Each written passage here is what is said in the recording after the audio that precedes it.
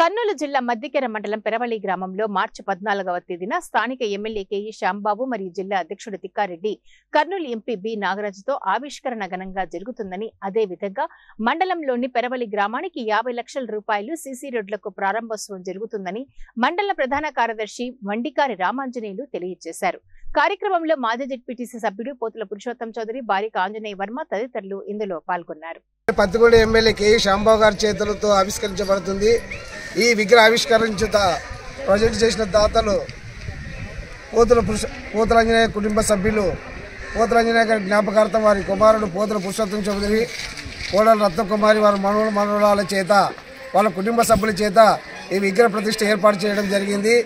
ఈ విగ్రహ ప్రతిష్ఠ ఏర్పాటు చేయడం వల్ల గ్రామ ప్రజలు, మండల నాయకులు అందరూ కలిసి మన గౌరవ ఎమ్మెల్యే గారు మరియు అలాగే ఎంపీ గారు, మరి అలాగే తెలుగుదేశం పార్టీ జిల్లా అధ్యక్షుడు తిక్కారెడ్డి గారు, మరి పెద్ద సీనియర్ నాయకులందరూ విచ్చేసి ఈ 14వ తేదీన విగ్రహావిష్కరణ చేయుచున్నారు కనుక అందరూ విచ్చేసి 14వ తేదీన దిగ్విజయంగా ఆవిష్కరించవలసిందిగా కోరుచున్నాం. అలాగే గౌరవ ఎమ్మెల్యేగా